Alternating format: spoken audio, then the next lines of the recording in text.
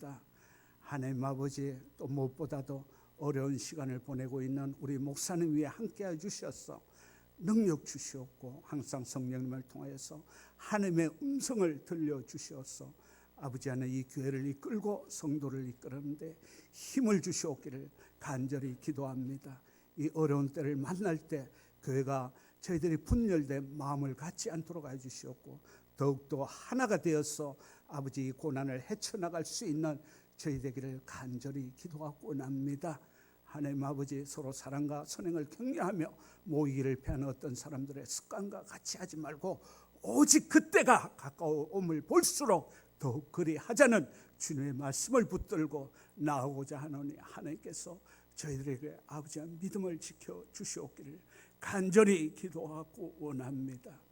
아버지 하나님, 또 이 예배를 위해서 수정되는 모든 성도 위에 함께해 주시옵고, 하나님 아버지, 무엇보다도 하나님께서 이 어려운 시국들을 잘 헤쳐나갈 수 있도록 지켜주시옵기를 간절히 기도하며 모든 말씀 우리 주 예수 그리스도 이름으로 기도드립니다.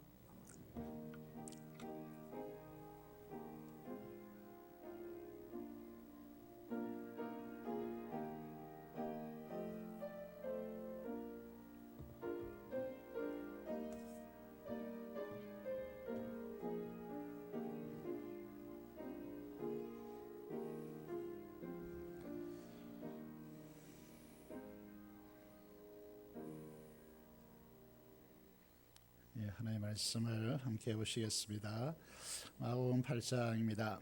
마가복음 8장의 말씀을 함께 보시겠습니다. 27절 말씀부터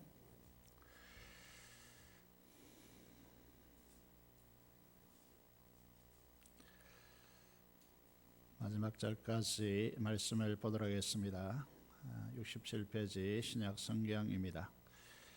예수와 제자들이 빌립보 가이사라 여러 마을로 나가실새 길에서 제자들에게 물어 이르시되, 사람들이 나를 누구라고 하느냐? 제자들이 여짜와 이르되, 세례 요한이라 하고, 때로는 엘리야, 때로는 선지자 중에 하나라 하나이다. 또 물으시되, 너희는 나를 누구라 하느냐? 베드로가 대답하여 이르되, 주는 그리스도시니라 하매, 이에 자기의 일을 아무에게도 말하지 말라 경고하시고, 인자가 많은 고난을 받고 제자들과 대제사장들과 서기관들에게 버림받되어 죽임을 당하고 사흘 만에 살아나야 할 것을 비로소 그들에게 가르치시되 드러내놓고 이 말씀을 하시니, 베드로가 예수를 붙들고 항변하매 예수께서 돌이키사 제자들을 보시며 베드로에게 꾸짖어 이르시되, 사탄아, 내 뒤로 물러가라. 네가 하나님의 일을 생각하지 아니하고 도리어 사람의 일을 생각하는도다 하시고, 무리와 제자들을 불러 이르시되, 누구든지 나를 따라오려거든 자기를 부인하고 자기 십자가를 지고 나를 따를 것이니라. 누구든지 자기의 목숨을 구원하고자 하면 이럴 것이요, 누구든지 나와 복음을 위하여 자기 목숨을 잃으면 구원하리라. 사람이 만일 온 천하를 얻고도 자기 목숨을 잃으면 무엇이 유익하리요? 사람이 무엇을 주고 자기 목숨과 바꾸겠느냐? 누구든지 이 엄난하고 죄 많은 세대에서 나와 내 말을 부끄러워하면, 인자도 아버지의 영광으로 거룩한 천사들과 함께 올 때에 그 사람을 부끄러워하리라.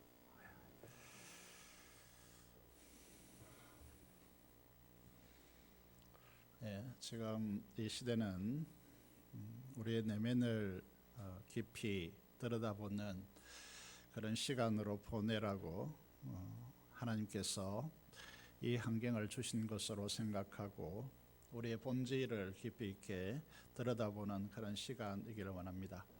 주일날 오전 예배 한 번만 드리기 때문에 느긋한 마음을 가지고 하나님의 말씀을 깊이 공부하기를 원합니다. 우리가 민수기 6장 24절에서 27절은 대제사장적 기도이다라고 해서 잘 알고 있습니다. 그래서 이 시대를 살아가고 있는 저와 여러분들에게 하나님께서 복을 주셔서 지키시고 임재의 영광의 얼굴을 우리에게 비추셔서 은혜 베푸시기를 원하고 그 얼굴을 우리를 향하여 더 평강 주시기를 원하신다는 이 축복이 함께 하시기를 주님의 이름으로 축원합니다. 주보의 중간에 열어보시면 기도 제목이 쭉 펼쳐져 있죠. 그래서 여러분 요즘 뭐 하십니까? 열심히 개인 시간과 또 기도 시간을 내어서 주보를 보시고 열심히 자신과 시국과 나라를 위해서, 가정을 위해서, 교회를 위해서, 민족과 열방을 위해서 기도해 주시길 바랍니다. 오늘 교토 본문에 보시면 마가복음 9장 29절에서 기도 외에는 다른 이유가 나갈 수 없다라고 말씀하셨는데, 조국을 사랑하고 또 우리의 이웃을 사랑한다면 정말 기도하는 그런 시간들이 되시기를 바랍니다. 특별히 여러분 가족과 자녀들을 위해서 이 시대에서 시편 91편이 있는데 다 실을 수 없어서 1절에서 2절, 5절, 6절을 화면에 실어놨는데요.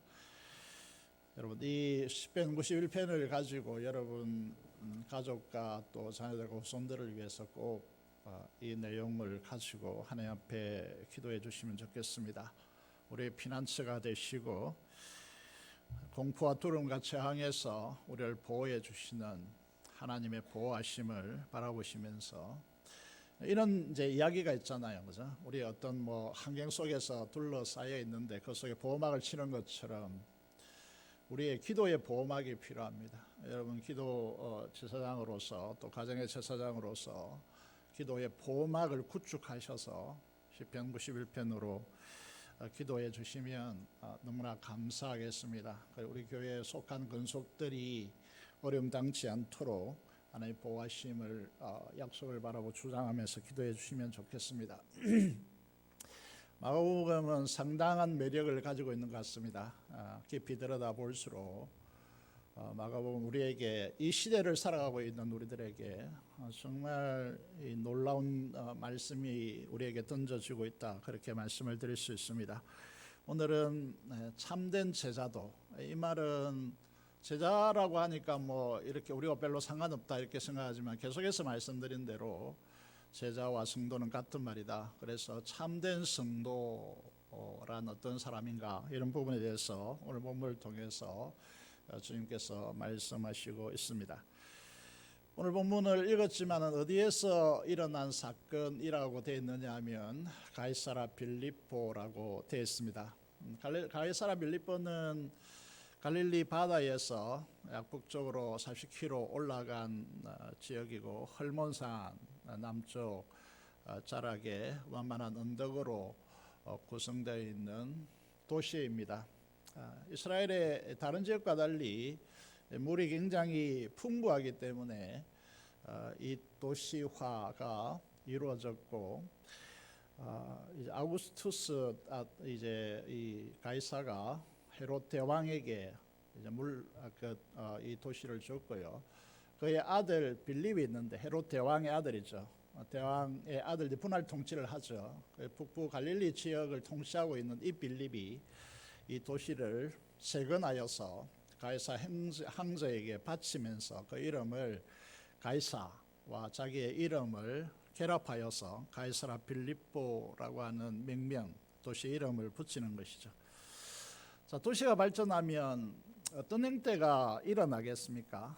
보시면 이제 그 당시에 이 도시가 이제 어떻게 되어졌는가를 보여주는 그림인데요. 많은 사람들이 이제 정치를 이제 도시가 발전할수록 시골에 이렇게 퍼져 있으면 정치가 필요 없죠. 정치가 발전할수록 도시가 발전해서 정치를 요구합니다. 그래서 오늘 뭐 75%가 도시화다 세계적으로 그렇게 하는데 정치력이 중요해지죠. 그래서 이제 이 정치력이 중요하기 때문에 이 가이사 황제 숭배 사상이 이제 그 당시에 시대를 지배하고 있고요. 또 하나는 이제 이게 판신이라고 했어요. 판신 신전인데요. 이 가이사라 빌립보에 이게 판신 신전이 있는 것입니다. 이제 오른쪽 화면을 보시면 지금은 사라졌지만 이 안에 이 신을 이제 그 동굴 안에 이제 놓은 것이죠. 그리고 그 신을 숭배하고 있습니다. 하반신은 염소의 하반신을 하고 위는 사람인데 그 사람 머리에 뿔이 나 있는. 그래서 왜 이 신을 숭배하느냐 하면 신을 숭배하는 것은 간단합니다. 왜 이렇게 이제 이 행상화해서 신을 만들고 숭배하겠습니까?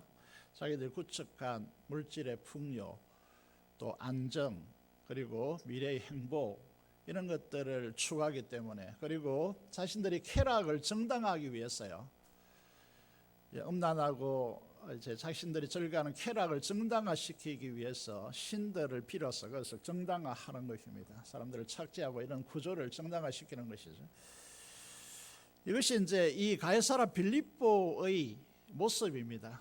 예수님께서 왜 제자들을 이 위에 40km나 올라간 그곳에 데리고 가셔서 이 질문을 하느냐의 이제 문제는 바로 이런 이제 이 도시화가 되어 있기 때문에 그렇습니다. 또 도시화의 이제 중요한 부분은요, 도시화 가져오는 특징이 뭐겠습니까? 길을 만듭니다. 길요. 이 가이사라 빌립보 지역의 길이 굉장히 이제 발전된 것이죠. 사람들이 왜 길을 만들겠습니까? 이 판신 섬기기 위해서 가야 하고요. 그리고 빨리 이제 이 시간을 단축하고 사람들과 많이 모이고요. 그렇게 해서 이제 부를 더욱더 축적해 나가고 쾌락을 썰기 위해서 길을 만드는 것이죠. 그래서 예수님께서 이 가이사라 빌립보 지역의 제자들과 함께 가셔서 이 길 위에서 제자들에게 묻습니다. 중요한 질문을 던지는 것이죠. 여러분, 이제 이 한 신학자가 예수 그리스도의 길이라고 하는 두꺼운 책을 썼습니다. 그 책에서요, 우리 인생은 길 위에 있다는 것이죠. 이 길 위에 있는 인생에 누구와 함께 가느냐, 이건 대단히 중요한 것이죠.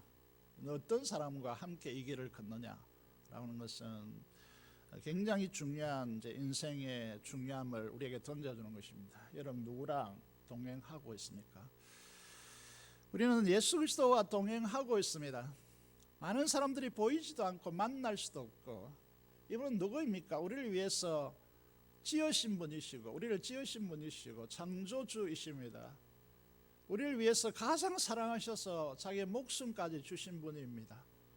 그런데 그분이 세상 사람들에게 보이지 않죠. 보이지 않는데 어떻게 동행합니까? 만나지도 못하는데 어떻게 함께합니까? 여러분, 우리가 얼마나 복된 사람이냐 하면 그렇게 사람들이 온갖 신을 만들어내고 그래도 실제로 신이 아니죠. 그런데 우리가 우리를 가장 사랑하셔서 지옥의 형벌까지 당하신 그분이 우리 안에 찾아오셔서 우리와 함께 하시고 우리와 연합하셔서 너와 함께 이 인생길을 걷다가 결국 내가 마련한 천국으로 이끌겠다라고 주님께서 말씀하고 있는 것입니다. 여러분, 우리가 얼마나 복된 자인가를 알아야 되는데, 이게 주님과 실질적으로 우리가 동행하는가, 이건 굉장히 중요한 질문이죠. 그죠? 이 길 위에서 이 중요성을 이제 주님께서 말씀하시기 위해서 길 위에서 질문을 던지고 있는 것이죠. 그래서 우리의 인생길에서 우리가 이제 주님의 이 질문을 받습니다. 이 질문이 굉장히 중요한 문제이죠. 주님께서 두 가지 질문을 하십니다. 하나는 뭐죠? 사람들이 나를 누구라 하느냐. 이는 지식 정보적 수준입니다. 많은 사람들이요, 우리가 예수님에 대해서 이 세상 사람들 뭐라고 합니까? 4대 성인 중에 하나이다, 뭐 이렇게 이야기하겠죠, 그죠? 이런 이제 지식적 정보의 수준을 가지고 우리가 주님과 동행할 수는 없죠. 주님의 진짜 성도, 제자가 될 수 없는 것이죠. 그래서 두 번째, 우리 인생의 가장 중요한 질문을 이제 주님께서 던지는 것이죠. 너는 나를 누구라느냐? 오늘 현재를 살아가고 있는 여러분들에게 주님은 누구십니까? 라고 하는 질문을 던지는 것입니다. 이게 의외로 많은 그리스도인들에게 중요하게 질문되어지지 않을 뿐 아니라 이 질문의 해결점을 가지지 않고 살아가고 있거든요. 그래서 이 질문을 던집니다. 제자들이 사람들이 나를 누구라 하느냐에 대해서 사람들의 지식 정보적 수준을 이제 제자들이 답변하죠. 이게 말이죠. 대표적으로 이제 한 것이 세례 요한 혹은 엘리야라고 그렇게 말합니다. 화면이 좀 찌그러지긴 했는데 여기 보시면 말라기 4장 5절이 있습니다. 여러분 잘 아시는 대로 구약의 마지막 성경이고 예수님 오시기 400년 전에 예언이죠. 구약 성경입니다. 거기에 말라기 4장 5절에 보면요, 크고 두려운 날이라고 하는데 이 크고 두려운 날은 어떤 의미냐면 메시아가 온다는 것은 그런 뜻입니다. 오기 전에 엘리야가 올 것이다 이렇게 말합니다. 예언되어 있습니다. 이 엘리야는 죽지 않고 하늘에 간 분이죠.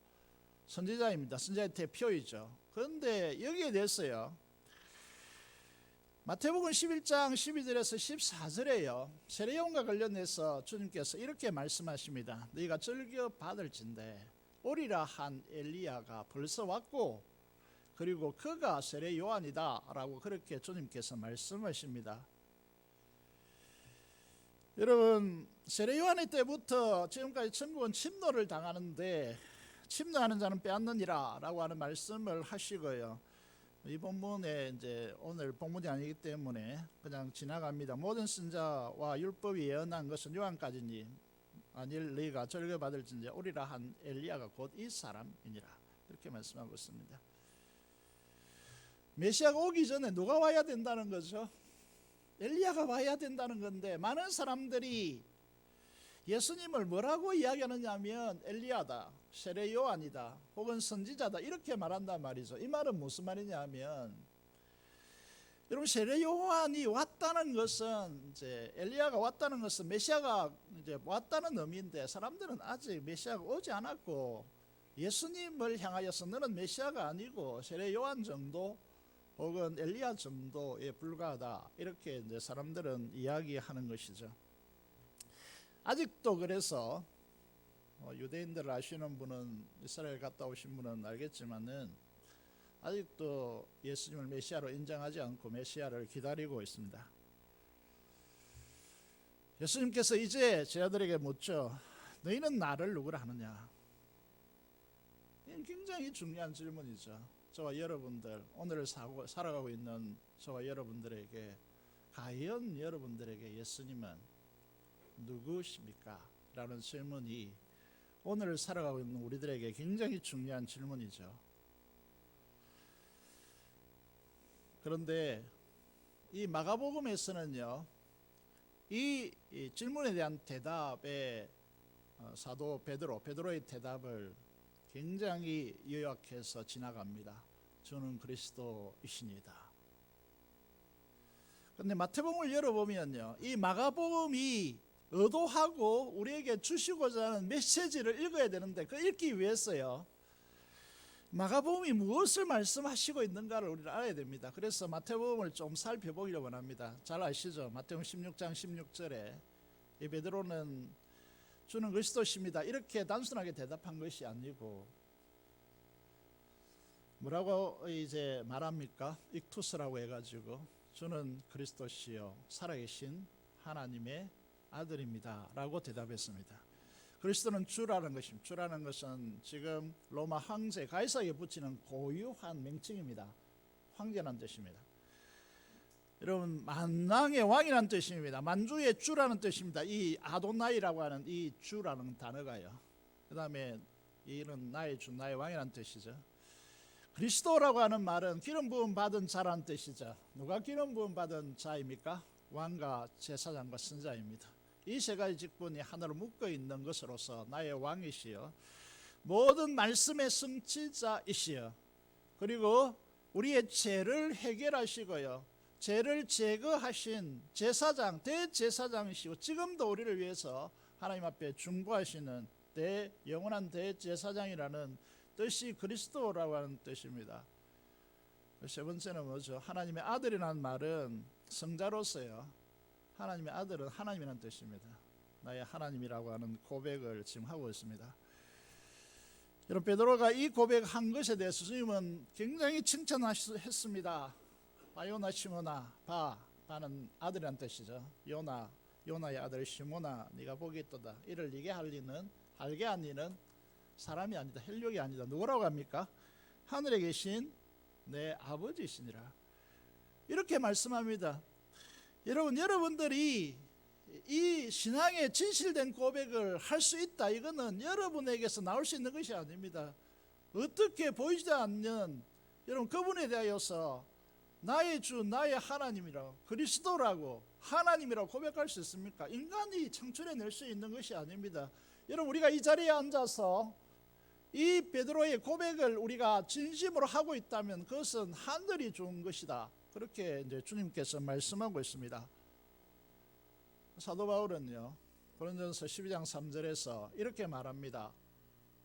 그러므로 내가 너에게 알게 하노니 하나님의 영으로 말하는 자는 누구든지 예수를 저주할 자라 하지 않고, 사도 바울이 예수님을 몰랐을 때요 예수님 십자가에 나무에 달려 죽은 저주받은 자라고 생각하고 예수님을 믿는 자들은 모두리 다 죽여서 이 세상에 없애야 된다고 생각했던 사람입니다. 그런데 예수님을 만나고 난 뒤 어떻게 되었습니까? 이 예수를 전하는 사람으로 바뀌었습니다. 또 성령으로 아니하고는 예수를 주시라 할 수 없습니다. 성령의 역사가 아니고서는 여러분이 이 자리에 앉아서 예수님을 나의 주, 나의 황제라고, 나를 다스리는 자라고, 나는 거기에 굴복하는 주의 종이라고 고백할 수 없다는 거예요. 그래서 우리가 이 자리에 앉아 있는 것이 얼마나 복된 자리인지, 여러분 누구 때문에 이 자리에 와서 앉아 있다는 것이 아닙니다. 성령의 역사 아니고는 절대로 이런 일은 일어날 수 없다라고 주님께서 단언하고 있고 또 성령께서 그렇게 말씀하시고 있는 것이죠. 여러분 이것이 단순한 고백이 하늘의 복이 우리에게 임했다는 뜻입니다. 이 고백을 가진 자에게, 이 고백하는 사람에게 어떤 복을 내리십니까? 말씀대로 제 아버지가, 그의 아버지 요나가 이 베드로에게 시몬이라는 이름을 주었습니다. 시몬이라는 뜻은 작은 조약들로서 바람에 이리저리 실리는 그런 작은 조약들입니다. 이름은 중요하죠. 여러분 부모들은 이름을 잘 지어야 된다고 생각하거든요. 그래서 조약돌처럼 베드로는 환경과 감정에 쉽게 흔들리는 그런 이제 인간의 유행을 보여주죠. 그런데 예수님께서 지금은 시몬이지만 장차 게바라, 게바는 이제 이제 아람 유대 히브리어고요. 베드로는 이제 헬라어인데 베드로라는 이름을 주십니다. 이거는 그가 이제 우리 이제 기독교는 그렇게 하지 않는데 천주교는 이름을 세례명으로 바꾸죠, 그죠? 그런데 이게 베드로로 바꾸십니다. 이건 하나님 나라의 교회 반석으로의 사명으로 그를 불러냈다는 것입니다. 사명으로 부르시는 것입니다. 여러분 우리의 부모에게서 태어났지만은 우리가 교회예요. 하나님의 나라의 사명자로 우리를 부르시는 것입니다. 그런데요 중요한 이제 이 부분이 이 지점인데요. 베드로는 반석이라는 뜻입니다. 베드로를 한글로 번역하면 반석이라는 뜻입니다. 그런데 내가 이 반석 위에 내 교회, 주님의 교회를 세우리니 이렇게 했습니다. 이 반석은 뭘까요? 여기에 이제 중요한 변화가 있다는 거죠. 베드로는 남성 단수 명사인데 페트라는 역성 명사로 바뀌었습니다. 그래서 카톨릭이 이 반석을 베드로로 봤는데 기독교는 이 반석을 우리의 신앙 고백으로, 베드로의 신앙 고백으로 봅니다. 고백 위에 교회를 세우겠다 이렇게 말씀하시는 것이죠, 그죠? 따라서 우리가 이 진실한 고백이 없다면 우리는 교회가 아닙니다. 이 고백이 여러분에게 없다, 이 고백이 진실한 나의 고백이 되지 않는다, 이거는 교회일 수가 없다는 거죠. 교회라고 하면요 이 고백이 철저히 세워져 있어야 된다는 거죠. 이 고백이 없다면 세례를 줄 수가 없죠. 이 고백이 정확하게 서 있어야 됩니다. 이 고백에 하나님께서 어떤 주님께 축복을 주느냐라고 할 때요, 마태복음 16장 18절 이하였어요. 첫째는요 음부의 권세가 이기지 못한다 이렇게 말씀하고 있습니다. 신앙의 고백 위에 선 주님의 교회만이, 교회가요 어떤 특권을 가졌나, 어떤 권세를 가졌느냐, 죽음의 권세를 이기는 유일한 공동체가 교회입니다. 그래서 교회가 이 세상의 유일한 희망이 되는 거예요. 교회에게 주어진 이 놀라운 특권을 우리는 인지하셔야 됩니다. 그죠? 이제 이 죽음의 권세를 이기는 이 세상의 유일한 공동체가 교회입니다. 두 번째요. 19절을 보면 천국 열쇠를 준다 이렇게 했습니다. 천국 열쇠. 그리스도를 나의 주 나의 왕으로 이제 고백하는 이 교회에 천국 열쇠를 주리니 그랬습니다. 천국 열쇠가 뭡니까? 교회가요 매면 하늘에서 매입니다. 교회가 풀면 무엇이든 풀면 하늘에서 풀립니다. 이 엄청난 천국 열쇠를 교회에게 주었기 때문에 교회는 이 열쇠를 어떻게 사용해야 됩니까? 복음을 통해 죄의 결박 아래 묶여있는 자들을 풀어주는 데 사용해야 됩니다. 사탄의 종노릇하는 죄 근세에 매 있는 자들에게 이 천국 열쇠를 사용하여서 풀어줘야 됩니다. 사람들을 두려움에 가두고 저주하고 비판하고 위협하기 위해서 이 천국 열쇠를 교회가 사용하는 것이 아닙니다. 죄의 권세를 결박하고 자유케 하고 하나님의 나라의 풍성함과 의와 평강과 희락이 넘치는 그 하나님의 나라를 열어주는 역할을 교회가 해야 되는 것이죠.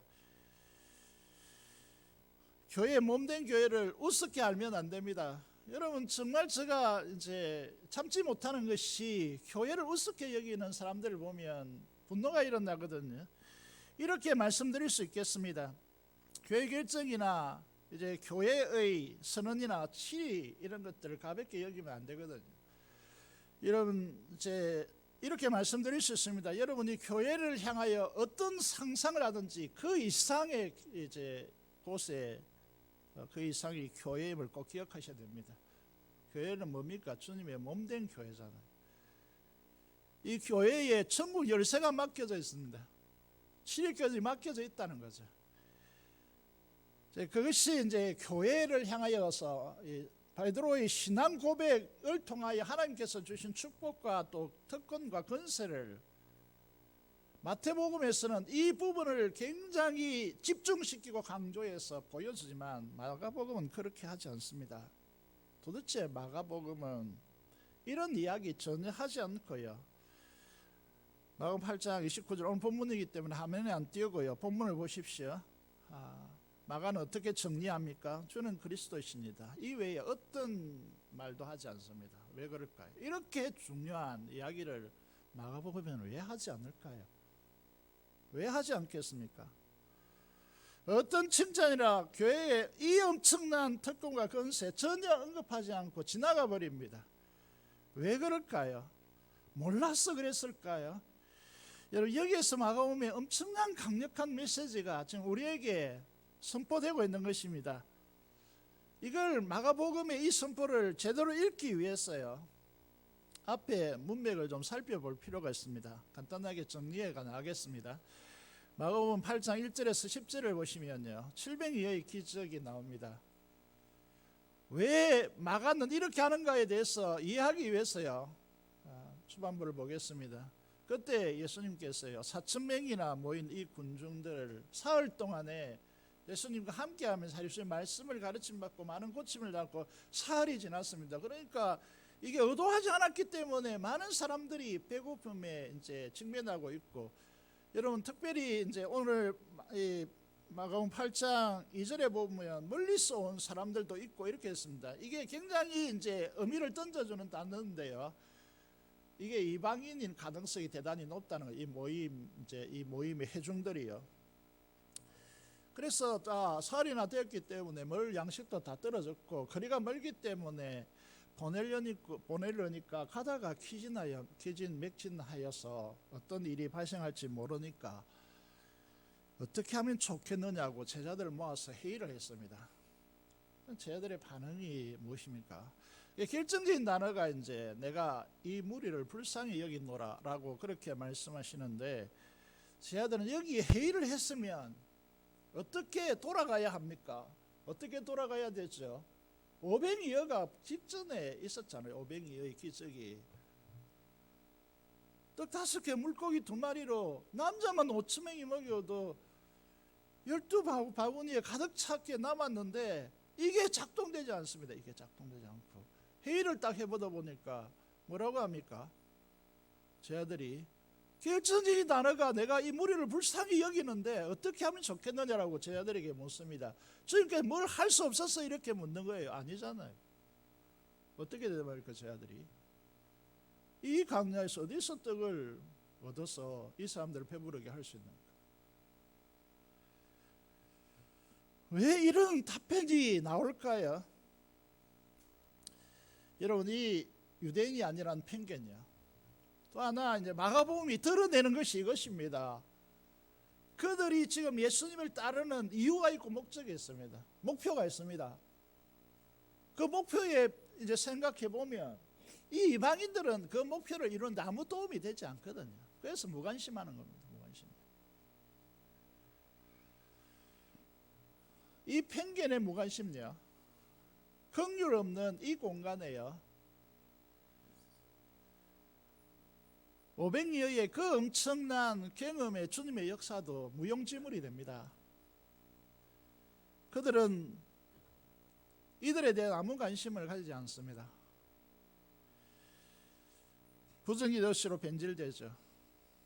불쌍히 여기는 주님의 마음과 공감력이 전혀 일어나지 않습니다. 여러분, 긍휼은 열정을 만들죠. 열정은 주님의 역사를 불러옵니다. 우리의 공동체도 마찬가지겠죠, 그죠? 이런 측면에서 우리 자신을 잘 들여다보셔야 됩니다. 지금 이제 이 부분요, 이 주님의 이 불쌍히 여기는 마음과 이 제자들의 이 모습 속에서 뭐가 비춰옵니까? 우리는 지금 어떻게 하고 있을까? 이 생각이 비춰오지 않습니까? 두 번째 장면은요, 이 11절에서 13절인데 여기에 보시면 갈릴리 서쪽 해안인 달마누다 지방으로 예수님께서 가십니다. 이 지역이 정확히 어딘지에 오늘날 이 지명이 없기 때문에 이제 학자들이 어려워하죠. 갈릴리 해변, 서쪽 해변이다 이렇게 이제 표현되어집니다. 도착하자마자 누가 옵니까? 바리새인들이 나옵니다. 바리새인 나와서 뭐라고 합니까? 힐난합니다. 그리고 하늘로부터 오는 표적을 보여봐라고 그렇게 비아냥거렸습니다. 이 마가복음 기사의 의도는 뭐냐 하면 제자들의 모습과 이 바리새인들의 모습을 우리에게 이제 적나라하게 드러내는 것이죠. 하늘부터 오는 표적요, 500이요, 700이요, 죽은 자를 살렸고요, 바람과 파도를 잠잠케 하셨고요. 여러분, 해당장 이 이제 딸요, 여러분, 이런 이제 수두룩한 이야기가 그 당시에 유대 사회를 생각해 보면 넓어야 뭐 경상남북도고요. 이런데 헤롯마저도 죽인 살해 요한이 살아났다 할 정도로 주님의 소식이 온 세상에 가득하고, 심지어 유대를 넘어서서 시돈과 뭐 두로 이런 지역까지 예수님께 몰려왔는데, 또 이런 이제 예수님의 역사를 보면서요, 하늘부터 오는 표적을, 사람들 모습도 똑같죠. 그리고 이제 비난거리만 찾고 있는 것이 힐난했다 이렇게 되어 있습니다. 12절에 보시면요, 이런 모습을 보면서 답답해 오죠. 답답해 오죠. 주님의 마음이 어떻겠습니까? 12절에 보면 주님이 마음속으로 깊이 탄식하십니다. 탄식하셨다고요. 오늘 이 시대를 경험하면서 여러분 마음은 어떻습니까? 지금 우리 한국 이 수출을 주로 하고 있는 우리 한국은요, 인구수가 1만 뭐라고 해야 됩니까? 1억이 되지 않는, 자체적으로 먹고 살기 힘들고 자원이 없고요, 수출을 통해서 먹고 살아야 되는데 가장 위기가 닥쳐오는 민족이 어딜까? 한국입니다. 미래를 바라보면서요, 지금 코로나 이 문제를 가지고 단시간적으로 볼 문제가 아니고요, 미래적으로 열어보면 여러분, 이 베네수엘라가 이렇게 이 석유가 이렇게 질 나쁜 석유가 그동안 수출했지만 수출되지 않고 이래서 망해가는 그런 이제 모습처럼 한국도 굉장한 위기 속에 처해 있는 것이죠. 그동안 우리가 수출을 통해서 잘 먹고 잘 살았는데 지금 굉장한 위기 속에 있는 것입니다. 근시안적으로 내다볼 것이 아니고, 여러분 조국의 교회를요, 국가가 어떻게 보아야 되느냐 하면 기도하게 하고 이렇게 격려해야 되는데, 예배를 드리지 말라. 그건 뭐 단시간이기는 하겠지만은요, 교회를 바라보는 시각이 좀 교정돼야 되겠다, 정부가 이렇게 생각하는데요. 우리도 마찬가지입니다. 우리도요, 교회로 모여서 국가의 미래를 위해서, 우리 자녀들이 살아갈 미래를 위해서요, 기도해야 됩니다. 그런데 이제 우리가 생각하는 부분은요, 너무 자신에게 매여 있어가지고 대부분 반응이 이제 우울하다 그래. 우울하다, 깝깝하다, 우울하다, 이런 반응이 아니라요, 우리는 주님과 같이 탄식하셔야 합니다. 탄식하셔야. 우울하다, 깝깝하다가 아닙니다. 우리는 지금 정서가 이 시대와 미래를 보면서 탄식하셔야 됩니다. 주 교회의 상황을, 영적 상황을 보면서요, 우리는 탄식하셔야 되는 것이죠. 여러분 마음속에 깊이 탄식이 있습니까? 14절부터 21절까지 제자의 삶을 적나라하게 드러내면서 우리의 모습을 비춰주고 있습니다. 14절부터 21절을 보시면요, 배를 타고 가시면서 제자들과 함께 배에 올라오셨습니다. 그 예수님께서 이제 말씀을 던지십니다. 어떻게 말씀을 던지시느냐 하면, 바리새인과 헤롯의 노력을 조심하라, 그렇게 말합니다. 바리새인들이 이제 가르치는 교훈요, 잘못된 교훈, 행함이 없는 교훈요, 실천이 없는 교훈요, 철학화되어지고 학문화되어진 이 교훈들요, 행함이 전혀 동반되지 않는 교훈들요, 그리고 헤롯의 누력, 헤롯은요, 정치력을 통해서 가이사에 숭배하게 만들고 판신에게 우상 숭배함을 통하여 자기의 부요를 챙겨가고 자기의 잘못된 쾌락적 이런 이제 욕망들을 분출하면서 그것을 신을 통해서 정당화하는 이런 헤롯의 체계요, 헤롯의 누국들요, 이를 조심하라고 말씀하십니다. 그런데 아이러니하게도요, 이 제자들이 어떻게 반응하느냐 하면, 예수님께서 말씀하시는 것이 내가 먹고 싶다 이렇게 생각하고요, 떡을 이제 챙겨왔는가 보니까 짐을 배에 실을 때 많은 것들을 뭐 실어야 되지 않겠습니까? 그죠? 그런데 보니까 떡을 안 실은 거예요, 떡을. 그래서 이게 누가 안 실었냐, 네가 책임 맡은데 왜 안 실었냐, 막 이거 가지고 막 다투고 있는 거예요. 속이 타는 거죠, 그죠? 중심은 그게 아닌데, 주님께 중심은 그게 아닌데, 교회의 모습도 보십시오. 지금 여러분, 중심, 교회의 중심이 전도고요, 영혼을 어떻게 구원하고 영혼을 어떻게 살려내고 막 이렇게 중심을 가야 되는데, 교회가 막 다투고 있는 게 뭡니까? 이게 떡 누가 가지고 있지 않는, 누가 책임지냐고 말이죠. 누가 책임지냐고 막 따지고 이제 다투고 있는 것이죠. 주님께서 뭐라고 말씀하십니까? 너희가 떡이 없으므로 이렇게 난리쳤냐? 500이어도 경험했고 700이어도 경험했는데 아직도 알지 못하고 깨닫지 못하느냐? 눈이 있으면 뭐하냐? 귀가 있으면 뭐하냐? 기억력이 그렇게도 없냐라고 말씀하시면서 한탄하십니다. 아직도 깨닫지 못한다.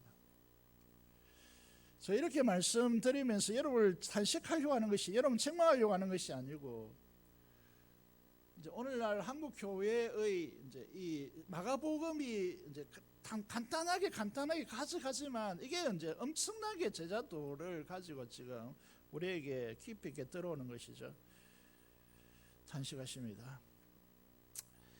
그래서 이제 22장 22절부터 26절에 보면요, 베세다 지역에 가시고 사람들이 맹인을 이제 데리고 왔는데, 이 맹인을 고치시는 과정이에요.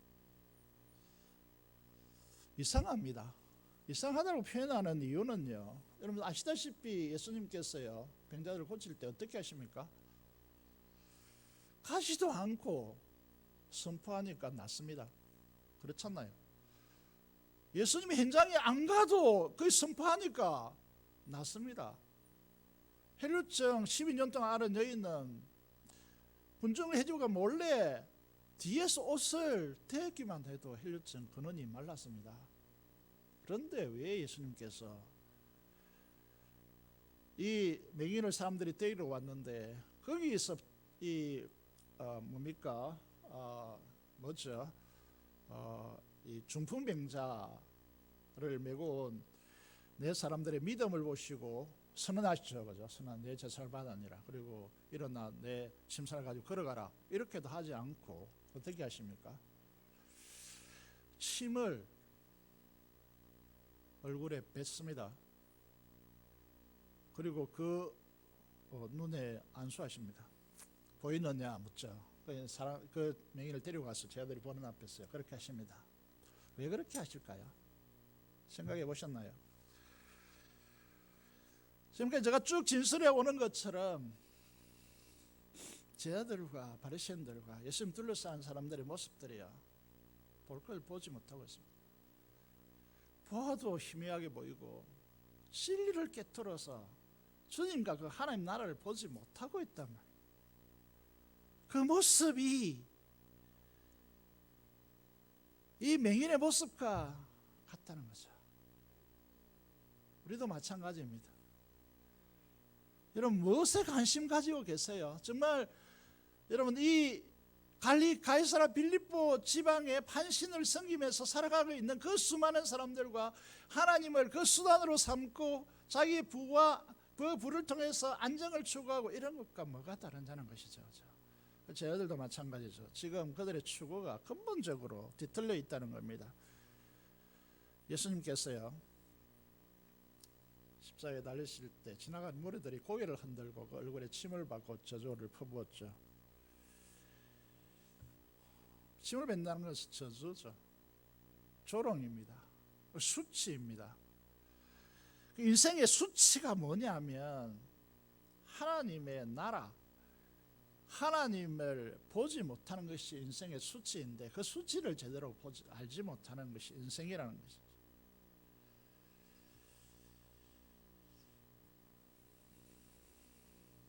이 사실을 우리가 이제 보면서요,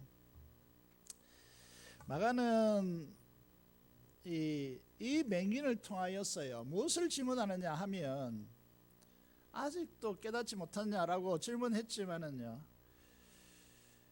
이 31절로 넘어가서 말이죠, 지난날 3년이 넘는 많은 사건들 속에서 하지 않았던 이제 말씀을 비로소 하십니다. 그게 뭐냐면, 이제 이게 그리스도가 어떻게 되느냐라고 하는 것인데, 여기에 중요한 표현이 이제 예수님은 자신을 인자라고 말씀하십니다. 인자라고, 그죠? 인자라고. 이게 묵시 문학적 영향인데요, 유대 사회는 메시아 사상이 예수님 당시 인자 개념으로 자리 잡고 있습니다. 이 인자 개념 어디서 왔습니까? 다니엘서 13장 이하에 7장 13절 이하에 보시면요, 인자 같은 이에 대해서 말씀하시고 있습니다. 이것은 열왕을 폐위하고요, 왕으로 우뚝 서서 이스라엘을 회복하고 열왕을 다스리는 그런 이제 인자로서 그려주고 있습니다. 유대인들은 그 메시아를 기다리는 것입니다. 그래서 예수님께서 저희들에게 인자에 대해서 말씀하십니다. 그런데 유대인들이 사고하고 있는, 이해하고 있는 인자 개념과 완전히 반대로요, 이사야 53장에 고난받는 종으로서의 메시아를 말씀하십니다.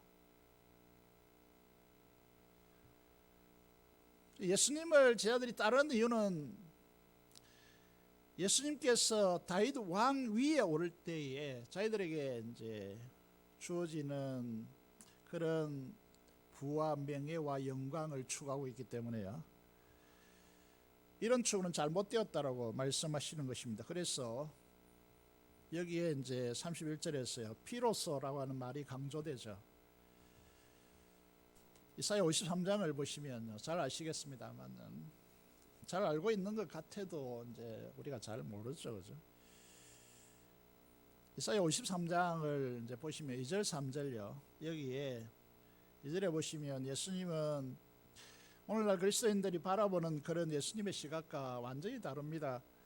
예수님 빼어난 외모와 풍채를 가지고 그런 분도 아니고요, 사람들에게 존경을 한 몸에 받는 그런 인물도 아닙니다.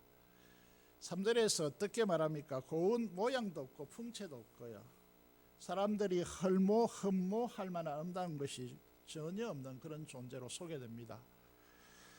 3절에 보면 오히려 멸시를 당하고요, 버림받으며 강고를 많이 겪어서 인생의 질고를 친히 경험적으로 알고, 여러분 이제 동방 박사가 이제 헤로데에게 찾아와서 유대인의 왕으로 나시니가 어디 있느냐고 물었던 것처럼, 이 이사야 53장 52장 13절부터 시작되어지는 메시아에 대한 예언은요, 이 예언을 자세히 들여다보시면 영화를 보듯이, 그림을 그리듯이 그렇게 이제 예언되어진 부분이거든요. 열왕들이 보는 앞에서 이사야가 본 환상입니다. 이게 열왕들이, 많은 이 땅에 존재하는 열왕들, 그대로 뭐 느부갓네살 뭐 이런 수두룩한 이제 열왕들이 있지 않겠습니까? 열왕들 앞에서 십자가가 나타난 겁니다. 인자라고 하는 이분, 온 세상을 통치할 왕이라고 알고 있는데, 이분이 갑자기 사람들의 멸시당하고 고난받고 핍박받고 십자가에 달리는 겁니다. 이 예언이 예수님 태어나기 600년 전의 사건입니다. 예언입니다. 진짜 중요한 것이요, 이사야 52장 13절에 15절인데요 이렇게 말합니다. 열왕들이 보니까 그 모습 타인보다 상하였고, 잘 아실 겁니다. 우리는 십자가를 알고 있기 때문에 그의 모습이 많은 사람보다 상하였으므로 많은 사람들이 놀랐거니와, 문제는 여기입니다. 14절인데요 그가 나라들을 놀라게 할 것이며, 이렇게 되었습니다. 여기에요, 여러분 성경을 가지고 있다면 거기에 번호가 매겨져 있습니다. 사혼호호. 그 밑에 내려가 보면요, 5번에 내려보면 이렇게 티버리어가 되어 있다, 이렇게 되어 있습니다. 열방에 뿌릴 것이다. 열방에 뿌릴 것이다.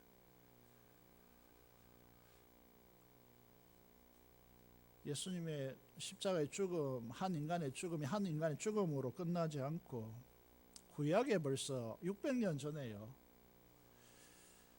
예수님께서 십자가에 죽어서 피 흘리는 것이 열방을 위해서 피 뿌립니다. 그래서 이 사실을 목격한 왕들이요, 손으로 입을 막습니다.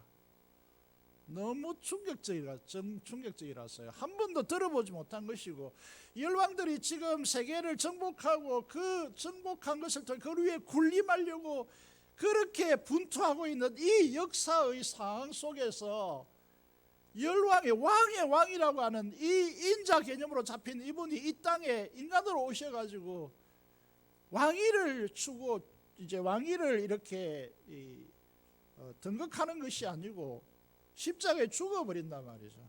그리고 거기에서 피 흘리시는데 그게 열방의 구속을 위한 뿌려짐이라는 사실을 이 왕들이 보고요, 자기의 추가 너무 부끄러운 거예요.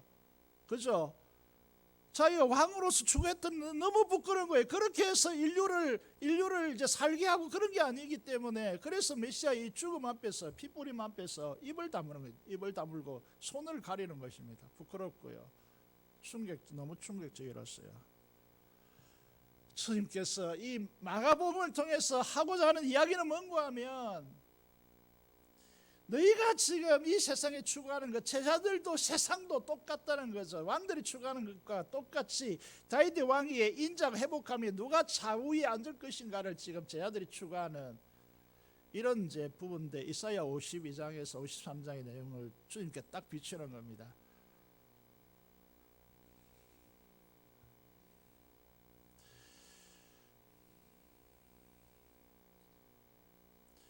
그래서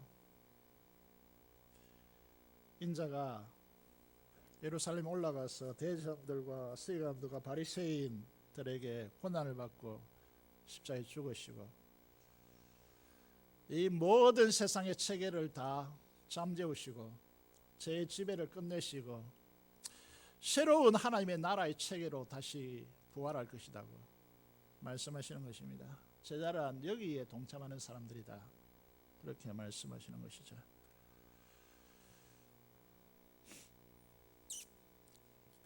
카메라를 보시면 이제 이게 우리의 모습이 비춰져야 하는데요, 저와 여러분의 이 교회에서 추구하는 모습들요, 세상을 살아가는 믿음으로 살아가는 삶의 모습들이요, 정치적 메시아를 갈망하는 사람들, 이게 제자 마가복음에서 이제 말씀하시고자 하는 핵심입니다. 이 정치적 메시아가 뭐 정치하니까 나이는 별로 상관없다 생각하지만 사람으로 존재하는 한 사람들은 다 정치합니다. 정치가 뭐냐면 그리스도를 수단으로 삼고요, 그리스도를 믿고 따르고 그분에게 헌신하고 수종되는 것이 아니라 자기 성공과 자기 명예와 부를 구축하고자 하고 자기 주장 의지를 관철하여서 자기 의를 드러내려고 하는 것이 정치입니다. 그런데 그 정치, 자기 의를 드러낸데 신앙을 수단으로 삼는단 말이죠. 여기에 대해서 주님께서 뭐라고 하십니까? 놀랍게도 오늘 조국 교회 행장 속에서도요, 이런 인간들이 수두룩하기 때문에 한국 교회가 멍들고 있는 거예요. 우리는 잘 알죠. 작관 옥하는 목사님이 정말 또 유명한 분들이 많이 남겼겠지만 노 크로스 노 크라운이라고.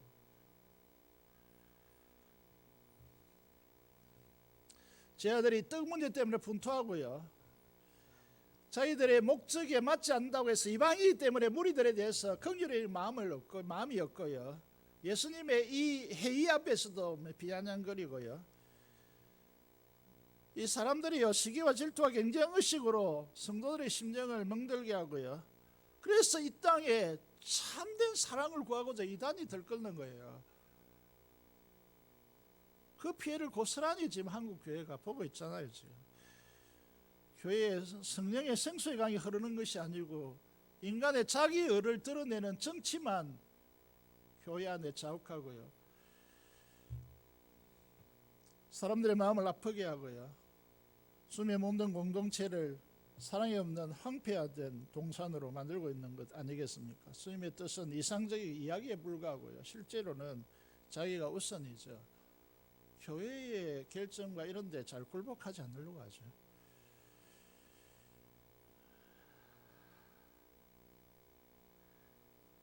인자는 31절입니다. 너희가 바라고 있던 그런 정치적인 메시아가 아니다.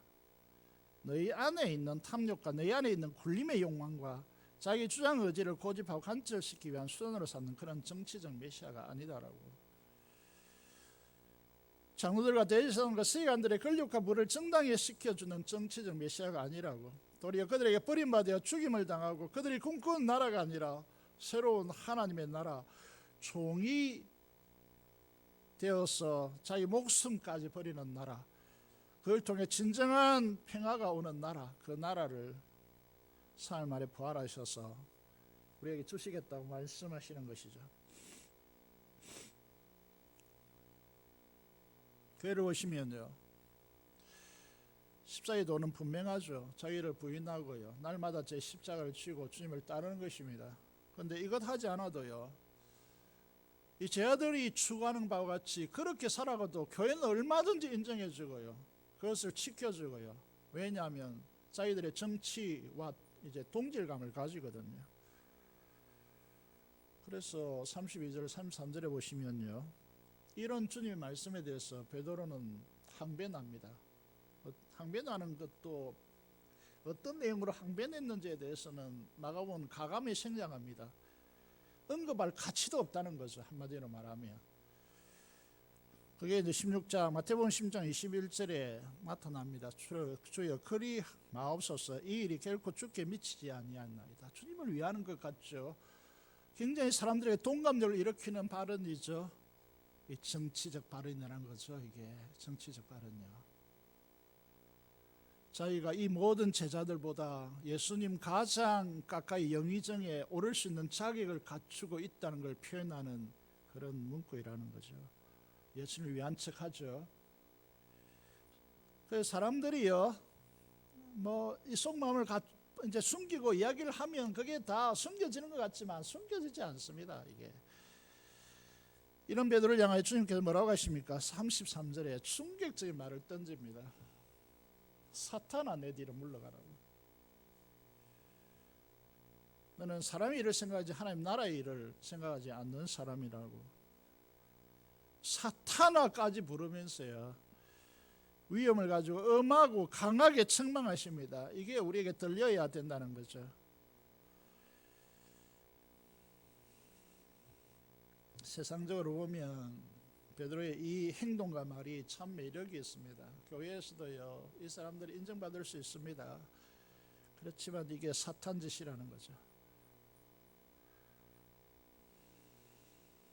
영적으로 보면요, 딱 사탄 짓입니다. 이게 34절에 제자도의 가장 중요한 핵심 말씀이죠.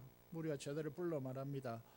누구든지 나를 따라오려거든 자기를 부인하고 자기 십자가를 지고 나를 따를 것이니라. 성도의 핵심입니다. 성도의 핵심.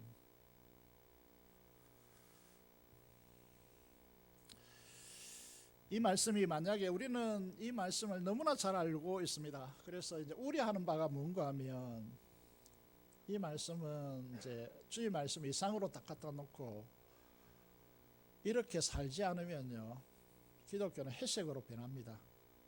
굉장히 무거운 짐이 되죠. 또 다른 율법으로 짐이 작동합니다. 그 안에 하나님의 나라가 펼쳐지지 않고 이상만 가지고 있기 때문에 이 말씀이 실제적으로 순종하지 않으면요, 순종되지 않으면 하늘의 희락과 이 의와 희락과 평강이 펼쳐지지 않기 때문에요, 굉장히 무거운 공간이 되어져서 무거운 인생의 짐이 되어지는 것이죠. 교회 안에서 보면 이런 정치적인 이제 이런 신앙을 추구하면요, 어떻게 이제 삶에서 나타나느냐 하면 자기가 목표하는 것을 이제 이게 성취하기 위해서는 그 일에 관련된 거는 굉장히 이제 열심히 하겠죠, 그죠? 그런데 그 일과 관련되지 않으면 비아냥거립니다. 비판합니다. 협조하지 않습니다. 이게 정치적 색깔을 가지고 있는 성도들이거든요.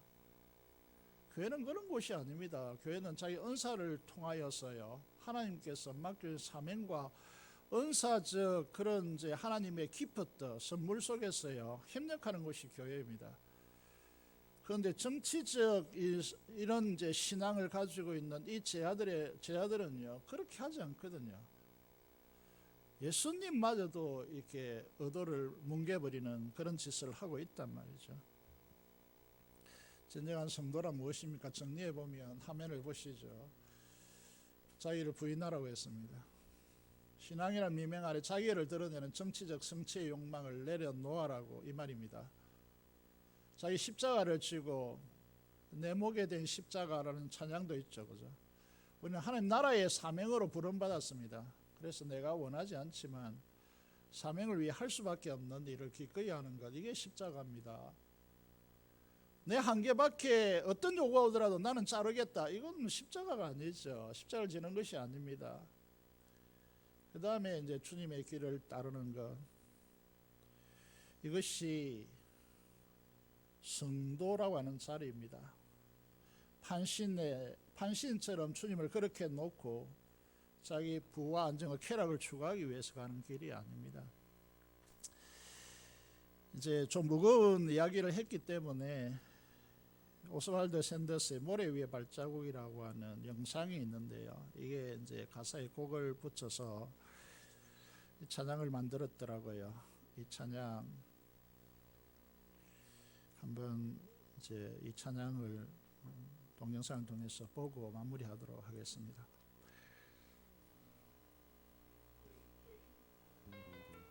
중간부터 오십시오. 중간에 오십시오. 중간으로 더 오십시오. 말씀에 말씀 나오는 부분 더 가십시오. 예, 거기부터 시작하겠습니다. 음을 좀 높여 주십시오.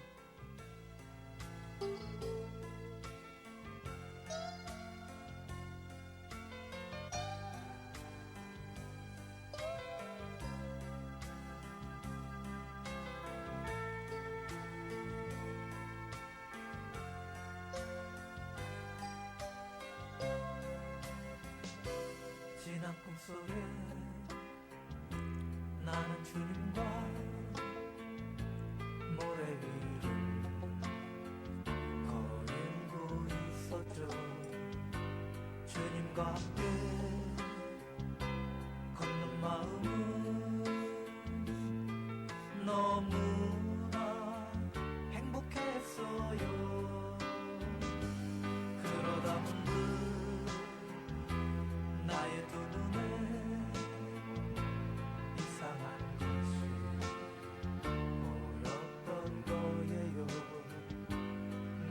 영원히 가장 아플 때에 반짝이 한 사람 것이었어요.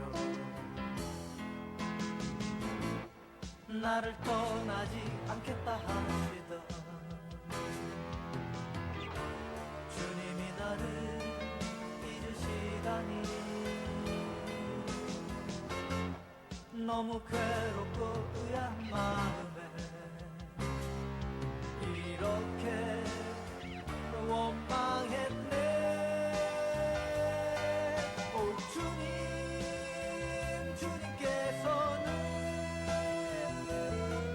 내가 너와 함께 하리니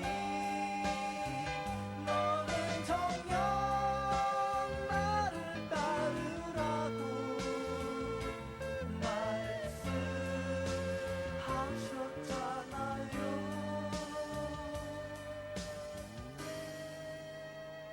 오 사랑하는 나의 아들아, 내가 왜 너를 버리겠느냐. 내가 보았던 그 발자국은 너를 업은 나의 것이었노라. 기도하겠습니다. 오늘 시대 가운데 겨울에 음동설 안에 나무들이 낙엽을 다 떨어뜨리고 다음에 봄을 준비하고 속으로 깊이 준비하는 것처럼 오늘 이 시대의 어려움 속에서 주님은 우리에게 너는 나를 누구라 하느냐고, 너는 진정으로 주님을 따르는 주님의 길을 걸어가느냐고, 너의 야망과 너의 인생의 성공을 추구하며 주님과 교회를 수단화하고 하나님 나라를 수단화하는 어리석은 이 길을 내려놓고 자기를 부인하고 주님 안에 온전히 거하면서 말씀 순종의 길을 걸으라고 우리에게 말씀하고 있습니다. 오늘 여러분에게 여러분이 어떤 신앙의 추구를 하고 있는지, 제 아들의 모습 속에서 여러분 모습은 보이지 않는지 여러분들을 바라보시고 중심으로 기도하는 시간이 되시기를 바랍니다. 우리 조국과 민족과 조국의 교회를 놓고 하나님 앞에 긍휼히 여겨 달라고, 이 땅을 고쳐 달라고, 하나님 우리의 지난 날에 이 세상 세속화되어진 이 욕망들을 다 내려놓게 하시고 돌이키게 하시고 진정으로 하나님 앞에 진심으로 돌아서는 역사가 있게 해달라고 하나님 앞에 한음성으로 기도하도록 하겠습니다. 기도하겠습니다. 살아계신 아버지 하나님, 은혜를 감사합니다. 오늘 우리에게 불러주셔서 죄와 토에 대해서 말씀하셨습니다. 우리 모습들이 어떤 것인지, 정말 주님을 따르는 믿음의 이 길을 걸어가고 있는지 하나님께서 우리를 축복하시고 우리를 새롭게 하여 주시기를 간절히 손을 드립니다. 끝까지 자기를 부인하지 않고 우리 목에 태인 사명의 십자가를 지지 않고 어떻게 주님을 따르려고 하는지 하나님 아버지 우리를 불쌍히 여기시고 새롭게 하여 주시고, 하나님 아버지 이 땅에 드리워진 이 코로나19로 인하여서 많은 아픔이 있고 또 많은 미래의 두려움이 있습니다. 이 민족을 구하고 주님의 조국 교회를 새롭게 하는 길은 우리가 정말 하나님 앞에 기도하는 길밖에 없음을 우리가 자각하고 기도하는 우리 성도들이 되게 하시며 온 교회가 함께 힘써서 한 마음으로 기도하는 이 기간들이 되게 하여 주옵소서. 감사를 드리며 우리 주 예수 그리스도 이름으로 기도드리옵나이다. 아멘. 215장 찬송하시면서 준비한 대로 헌금하겠습니다.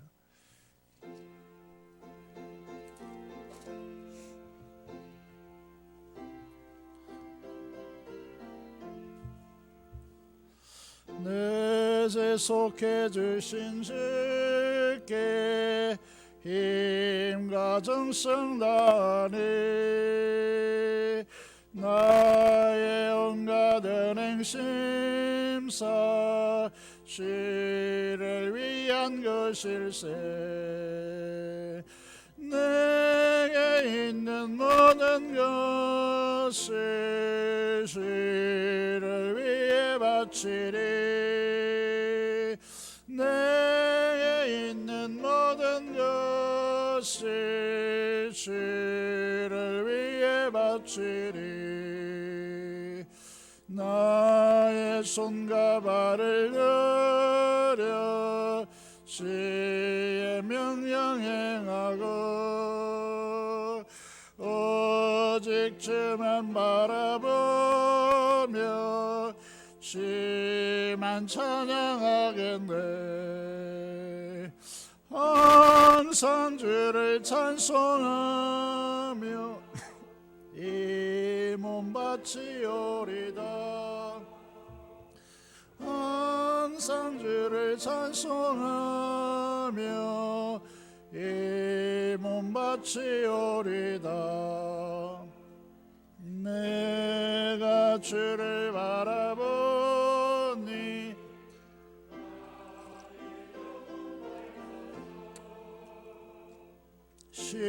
십자가를 지신 주만 항상 바라봅니다.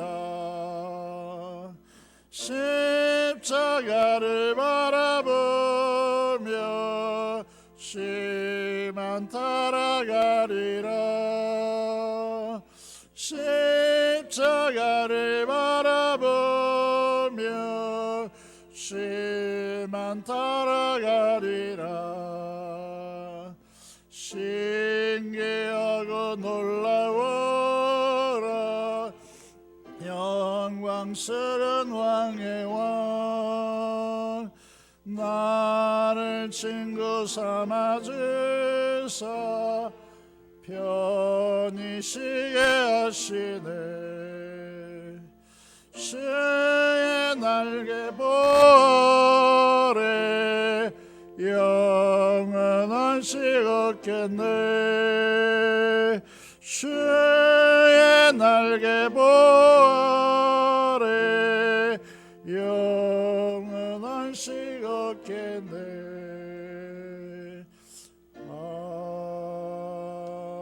아멘. 감사 기도드리겠습니다. 하나님 아버지 감사합니다.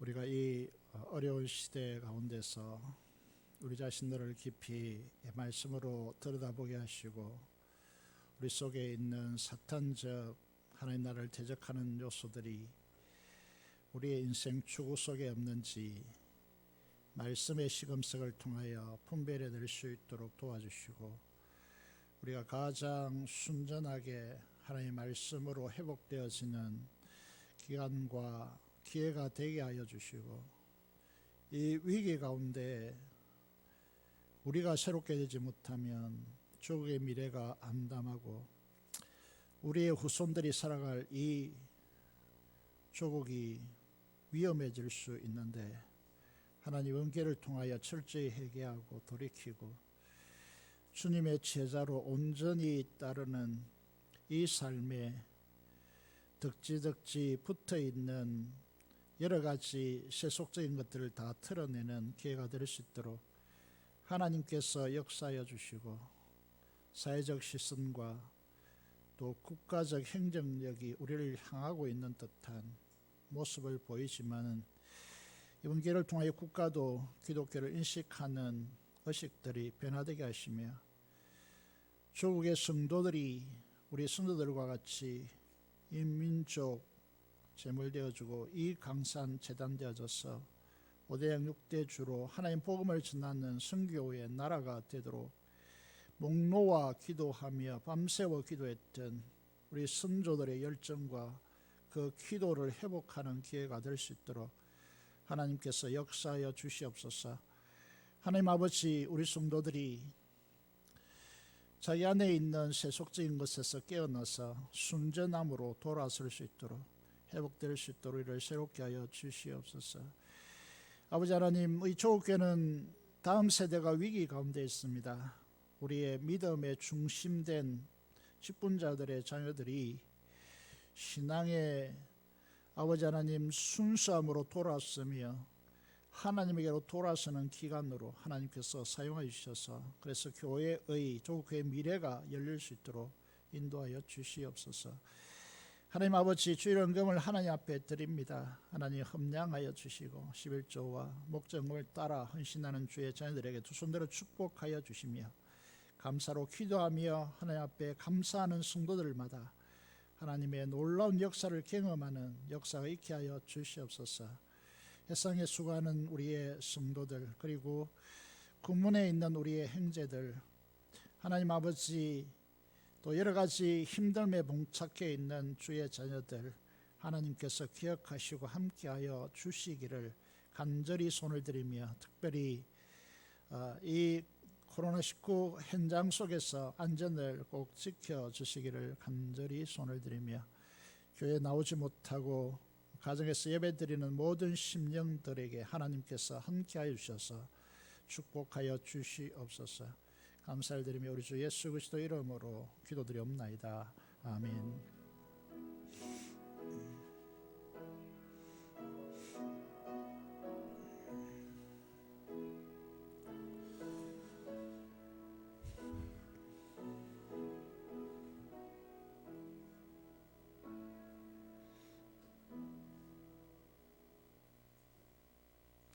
소식을 보시겠습니다.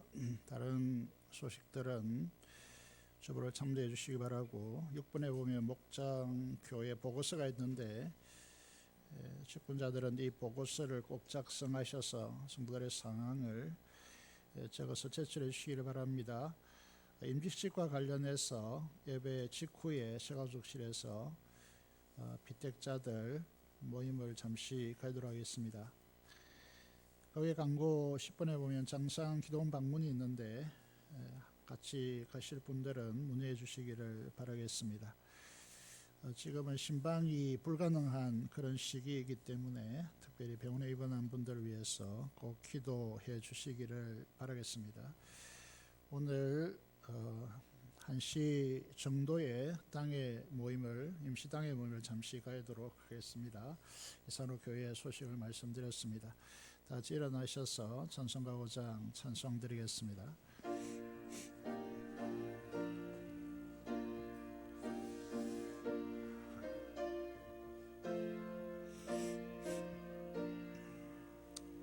이 천시간 마음을 들어